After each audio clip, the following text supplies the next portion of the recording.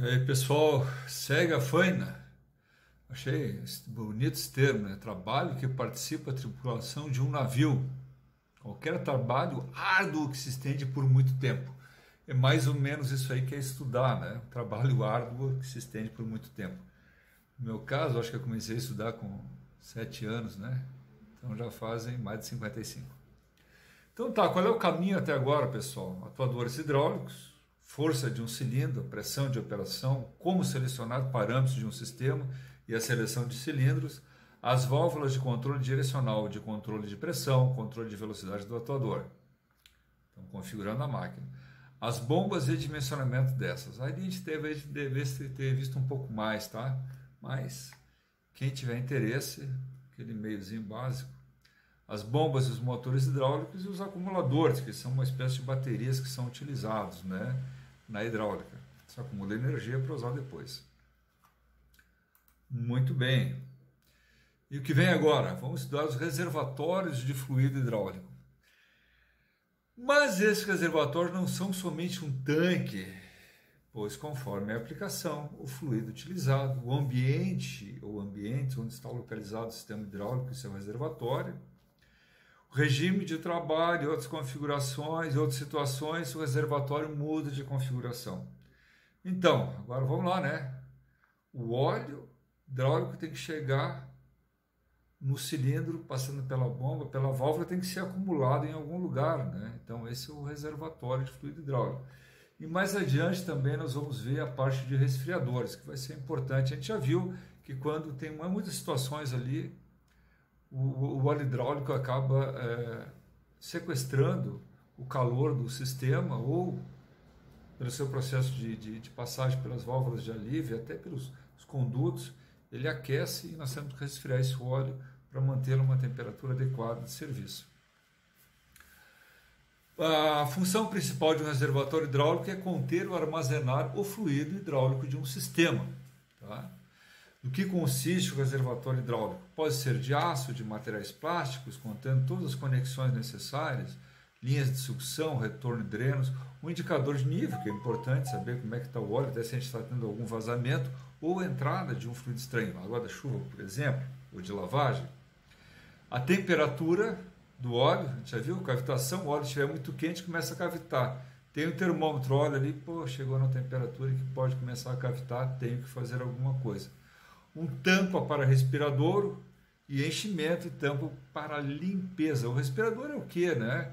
Que negócio, o cilindro tem um haste grande, então quando ele avança, o óleo entra mais óleo no cilindro do que sai, portanto o reservatório baixa de nível. Então tem que entrar ar dentro do reservatório. Ao contrário, quando joga o óleo na frente do cilindro, o óleo sai de trás, entra mais óleo no tanque do que sai. Aí o nível do tanque sobe, e aí eu tenho que deixar o ar sair. Não dá para pressurizar isso aí não.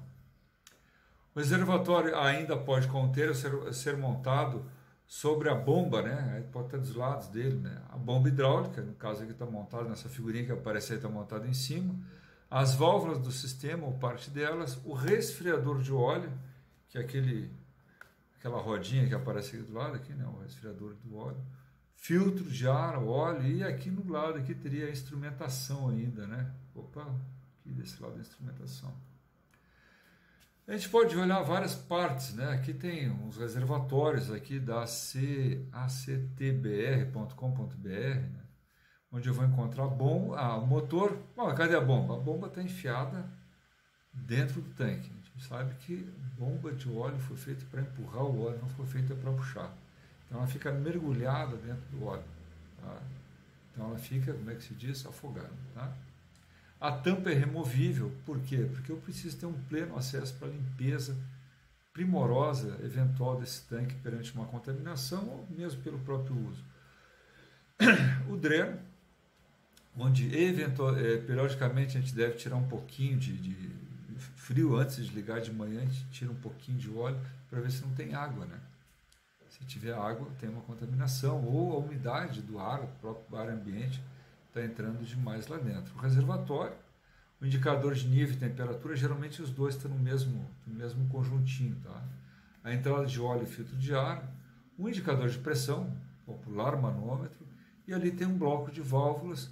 A gente vê que tem duas válvulas diferentes, porque a necessidade de cada cilindro certamente será diferente também. Tranquilo? Segue a frente. Eu posso ter mini unidades hidráulicas, como essa que está aqui, né? Então, o reservatório, aquela coisa preta que tem aqui, a bomba motor. A bomba é uma coisinha pequenininha que aparece entre o motor e o reservatório. Em cima eu tenho 3 válvulas elétricas. As mini unidades podem ser aplicadas em diferentes tipos de equipamentos, operando por meio de um motor elétrico de 12 ou 24 volts, corrente contínua. Seu circuito hidráulico é simples, sendo útil para acionamento em atividades menores, como em plataformas de caminhões ou de deficientes físicos em veículos como vans. Então, eu posso ter plataforma de elevação adaptando, né, o motorzinho. Aqui no caso não parece ser um motor corrente contínua, mas eu posso adaptar o motor operando 12 ou 24 volts para operar alguns desses sistemas que são bastante confiáveis. Para encontrar uma mini unidade hidráulica é necessário contar com uma empresa especializada no assunto que tenha boa procedência. Como tudo, né? Aqui tem outro conjunto de reservatórios, tá? Esse aqui a gente já consegue ver que é de um fabricante. Infelizmente não fiquei com o nome do fabricante, tá? O motorzinho dele pode ser em CC ou CA. São 4 tamanhos de bombas até 3 litros por minuto. Então, são bombas pequenas, né? 3 litros por minuto não é muita coisa. Até 3, as grandes até 3, né? Tem uma válvula de alívio incorporada, válvula de retenção disponível também em todos os modelos, e o reservatório de 0,46 a 5,7 litros. Portanto, é para cilindros bem pequenos isso aí, né? De 4,7 tem que ser cilindrinhos muito pequenininhos. Pressão até 241 bar. Então, mesmo com cilindros pequenos, eu consigo desenvolver forças bastante grandes. Vocês já observem que é o 241 bar, entre parênteses, 3.500 PSI. Porque muita gente ainda gosta de trabalhar em PSI. Lembre-se, calibrar os pneus, né? Eu posso ter um reservatório hidráulico desse tipo aqui, com uma única bomba, né? Onde eu tenho aqui a tampa removível e mais uma tampa lateral aqui. Por que essa tampa lateral? Às vezes só para fazer uma inspeção ou para uma limpeza que não precisa uma desmontagem completa do sistema, uma única bomba. Se eu tiver problema de manutenção, geralmente tem que parar por manutenção, o equipamento também irá parar. Perdão. Agora, o reservatório hidráulico ele pode ter múltiplas possibilidades, por exemplo, dupla bomba, né? Uma pode trabalhar até como reserva da outra, ou reserva parcial, ou seja, com uma bomba eu consigo fazer 70% do serviço, com uma velocidade menor e tal, ou ainda eu tenho lá no fim 2 bombas menores, onde eu posso fazer uma multiplicidade de aplicações. Dependendo da aplicação, usa as bombas grandes, dependendo da aplicação, usa as bombas pequenas, do próprio equipamento, né? Não é mudando. Tá? E o funcionamento do reservatório ele é simples, mas ele é muito importante. Tá? Veja que ele tem um retorno de óleo, marcado aqui na minha esquerda, um tubo de entrada de óleo. O tubo tem que estar mergulhado no óleo, porque se ele estiver mais alto vai gerar espuma, vai incorporar ar. Tá? Esse ar é um pouquinho difícil de tirar. Essa primeira camada aqui, geralmente são 3 partes aí o tanque, ele é chamado de depósito de sedimentos. Então, algum material mais pesado, um pedaço de metal que foi arrancado do próprio sistema, vai depositar ali. Então, ele faz aquela voltinha aqui, né? Tem aquela parede aqui em cima, que é para que o ar possa subir e depois ele desce de novo e aí vai para a entrada da bomba. Esse caminho faz com que uma parte do ar, em bolhas, não é dissolvida, né? As bolhazinhas de ar, consiga escapar para a atmosfera. Tá? Então é assim que ele tem que funcionar. Tá? Nível baixo, o que vai acontecer? A bomba começa a aspirar ar e o próprio retorno de óleo começa a gerar espuma. Né? Geralmente está trabalhando, de repente começa a espumar o tanque. A primeira coisa que verifica é nível de óleo. Depois pode ser contaminação também. Né? Espuma vai começar a sair. É que nem leite fervido. Né? Pouca gente ferve leite, mas o leite ferve na leiteira e ele derrama, né? Aqui é a mesma coisa, só que agora eles botaram alguns elementos a mais. A imagem está um pouco ruim ali, mas a gente consegue ver algumas coisas, como por exemplo, eu tenho que ter mais ou menos 20% de ar. Então não pode estar 100% cheio o tanque. Também porque, né? Coloquei o nível, aqueceu, o que acontece com o óleo? Ele vai aumentar o seu volume. A dilatação volumétrica de alguns óleos é muito grande. A figurinha que aparece ali com o número 2 é um filtro de alta pressão. A gente vai olhar isso aí, né? O número 6 é um filtro de sucção. O número 7 é o filtro de ar, para evitar que entre, está entrando e saindo do ar. Se tiver poeira no ambiente, a poeira vai entrar, né, bastante, vai contaminar o sistema. E o 9 é um filtro de retorno. Pô, veja a preocupação, né? Além das chicanas que aparecem ali, que é para minimizar a contaminação, alguns tanques ainda têm um fundo um pouco inclinado para garantir a saída para dreno de alguma, ou se acumular próximo da saída de dreno algum resíduo, tá? Veja a preocupação, qual é que é? A limpeza, tá? E aqui a gente vai encontrar vários tipos de reservatório conforme a aplicação, conforme a tua necessidade. E aí, isso aí tu não vai fabricar em casa, de preferência, tá? A não ser que você queira fabricar, tá? Tem gente especializada que já te fornece o conjunto. Não quero comprar, então você vai ter que comprar chapa, fabricar o tanque, comprar bomba, fazer alojamento da bomba naquela placa de montagem em cima, colocar as válvulas, fazer as tubulações. Se te faltar uma ferramenta, por exemplo, para dobrar tubos, você vai perder muito tempo com isso, tá? Então a gente tem que fazer uma análise bem criteriosa, se vale a pena fabricar alguma coisa ou fazer. Vale a pena fabricar se eu tiver que fabricar muitos equipamentos, né? Mas mesmo assim pode não ser minha expertise. E a gente pode ver os reservatórios ruins, né? Claro que muitas vezes isso é um processo histórico. Então isso aqui é um caminhão guindaste, que o pessoal diz, vamos juntar o útil com o agradável, segundo alguns, né? Então fizeram uma plataforma, uma grande caixa de aço, que é para suportar o conjunto ali do guindaste e poder fixar ele no chassi do caminhão, e botaram mais uma chapa embaixo e fizeram um reservatório. Tranquilo? Não. Porque isso é um problema, limpa isso aí, uma coisinha dessa alturinha, comprida para danar, não é parafusado o teto, né? Só tem umas janelinhas, então eu não consigo limpar. Então esse tipo de solução já foi abandonado há algum tempo, tá? Mas, como todo início, a gente começa, erra e aprende, né? Tá? Hoje aqui a gente olha, isso aqui é uma foto que eu tirei de um caminhão, uma betoneira, né? Um caminhão de concreto. Então a gente consegue ver aqui embaixo o motor hidráulico, que é uma coisa relativamente pequena. O reservatório também é pequeno. Tá? E aí tem um resfriador de óleo, né? Que é parecido com uma radiadora de carro. Só que em vez de passar água dentro, passa o óleo. Mas é um reservatório relativamente pequeno, com entrada de óleo, reservatório. Porque aqui a única variação volumétrica que eu tenho nesse sistema é pela dilatação térmica, né? Dilatação volumétrica. Aqueceu, ele aumenta um pouco de volume, mas eu não preciso trabalhar com muito óleo. E é um equipamento bem simples e eficiente isso. Nos tempos de antigamente, como é que se fazia? Pegava uma tomada de força do caminhão, ligava a um eixo, esse eixo tinha que ser bimancalizado, aí depois tu olhava em volta do tambor de concreto, tinha uma grossa corrente que envolvia todo aquele tambor e descia abaixo do chassi do caminhão para pegar esse eixo que saía da tomada de força e acionar. Aquilo era um perigo danado, fazia um barulho, porque aquela corrente ficava livre. E aí se simplificou muito com isso, né? Hoje tem lá na frente uma bomba hidráulica, uma mangueira que vem aqui até atrás a um motor hidráulico e liga, um aciona o outro, né? Só com uma mangueirinha, bastante confiável, compacto e leve. Tá? E o reservatório está ali do lado. Aqueceu o óleo, o termostato entra, resfria, sem nenhum problema. Tá? Os resfriadores tem de vários tipos, a gente vai ver que isso aí está no nosso dia a dia. Como é que ele aparece? Aqui está o mais clássico, aqui, um radiador de automóvel, tá? De veículo, um caminhão. E do lado o símbolo dele.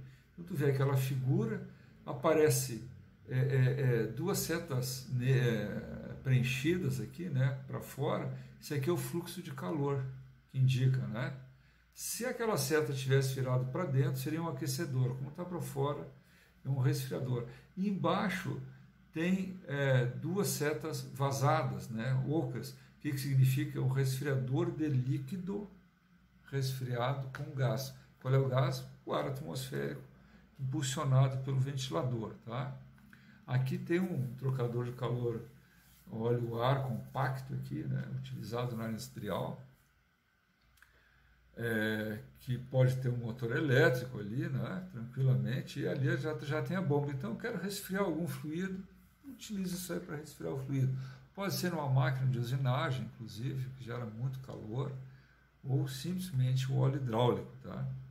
Esse aqui é o chamado, ele é resfriado em bypass, né? Desvio. Eu pego o óleo do tanque e fico circulando, eu não pego o óleo de retorno. Tá?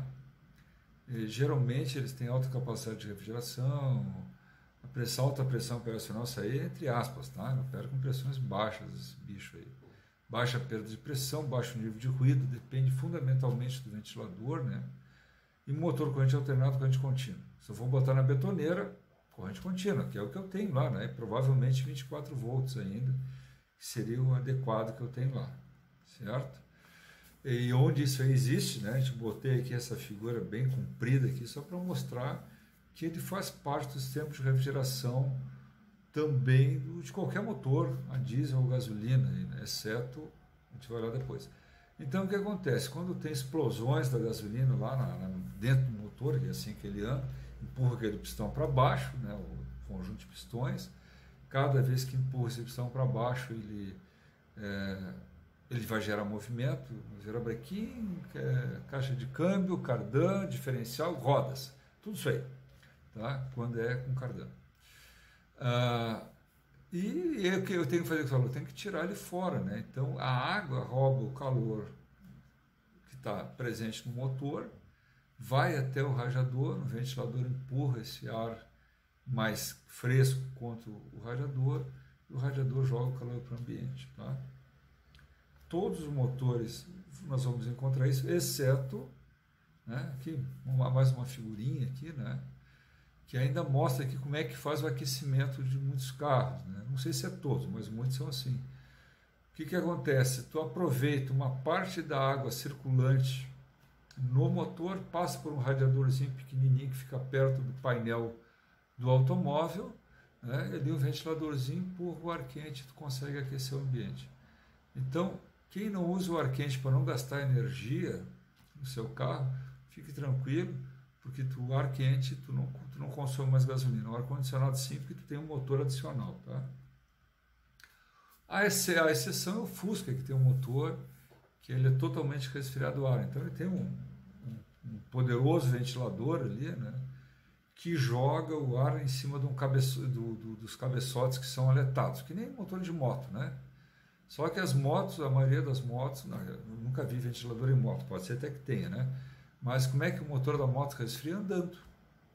Então deixar uma moto parada muito tempo ligada, ela vai superaquecer, porque ela não vai ter a força do vento para resfriar a carcaça, aí, todo o conjunto do motor. E eu vou encontrar resfriadores a água também, porque em alguns lugares eu não posso ter ventilador. Não posso ali perto, tá? Por algum motivo. Imagina, eu tenho um equipamento, tenho que tirar 10 kW de carga térmica desse equipamento e eu boto o ventilador numa sala, numa oficina. Pô, aquilo vai virar um... Mas incomoda sim, imagina, tá? Aquela resistênciazinha que às vezes tem gente que bota no banheiro para dar um aquecido, geralmente é de 1 kW.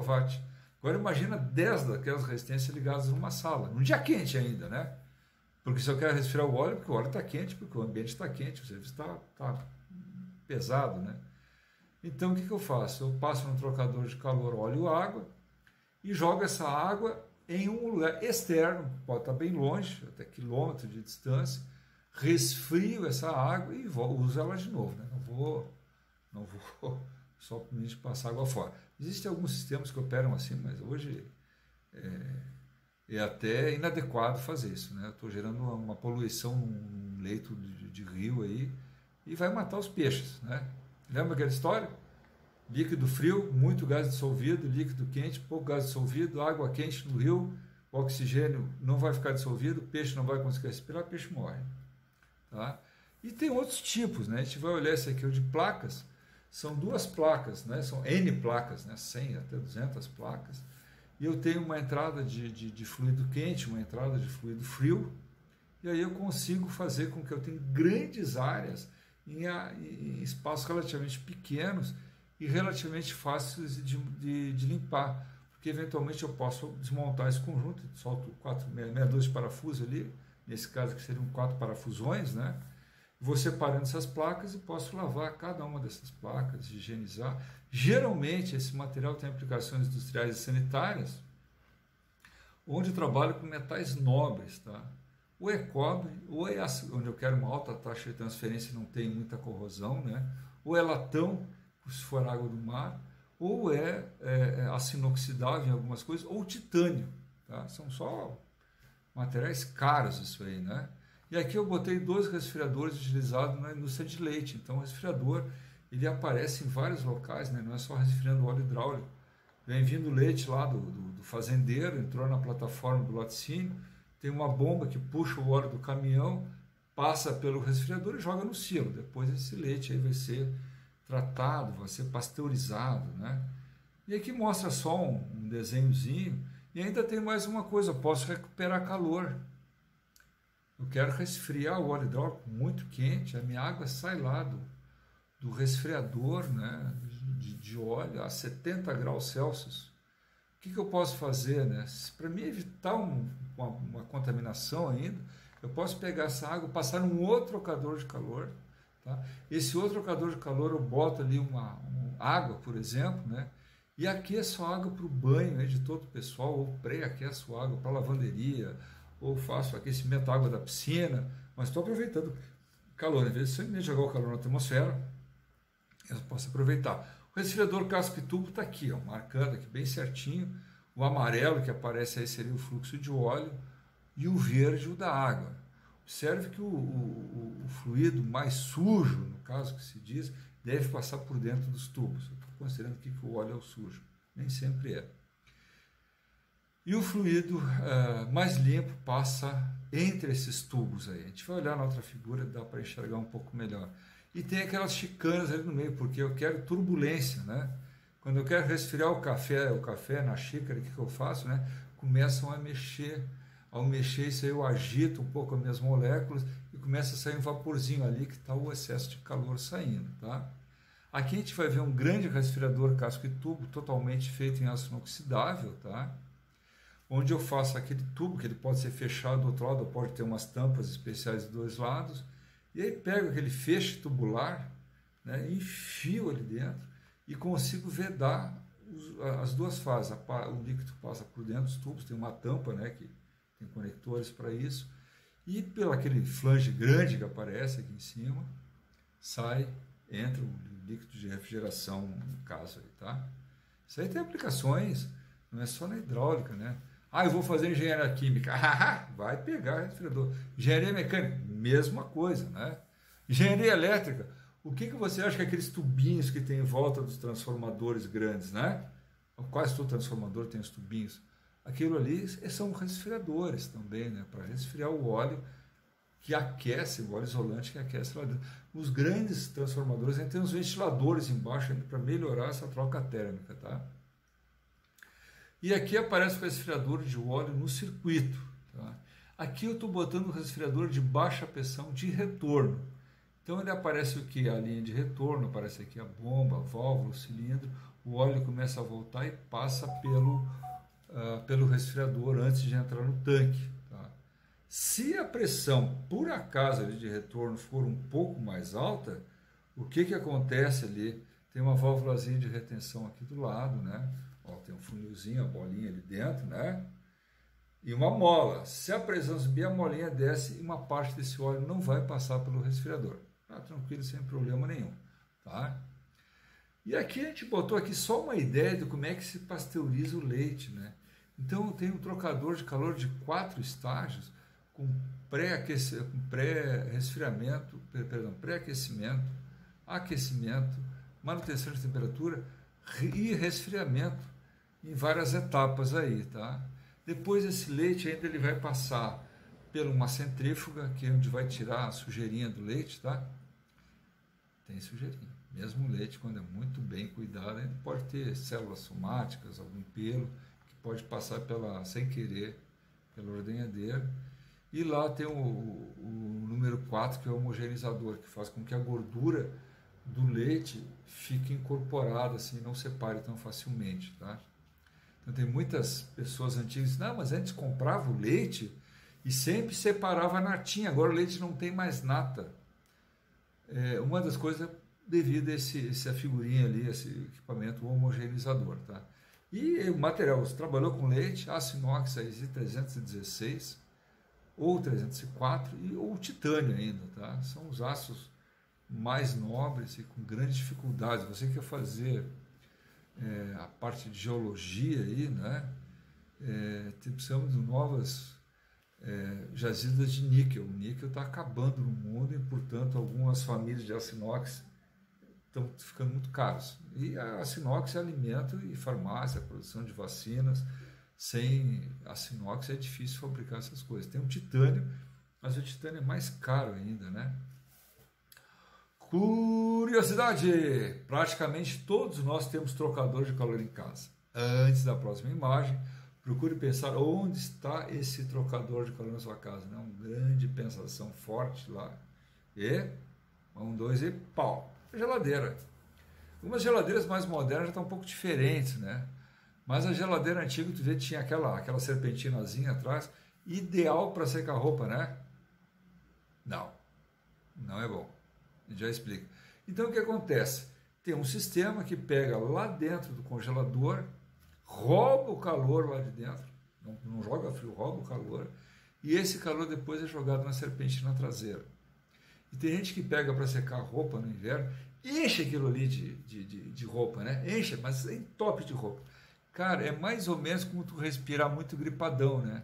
A máquina vai gastar um monte de energia para conseguir fazer o serviço dela, que é resfriar a geladeira, mas tem ali carregando um monte de roupa, né? Então, até se tu quisesse usar, pode usar uma coisinha que outra, mas não pode fechar aquilo em cima nunca, tá?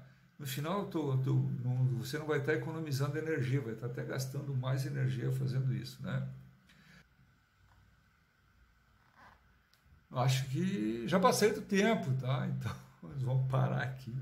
E aí, depois nós vamos voltar aí para os nossos fluidos hidráulicos. Eu vi que o tempo estava dando, mas depois vou cortar tudo isso aí.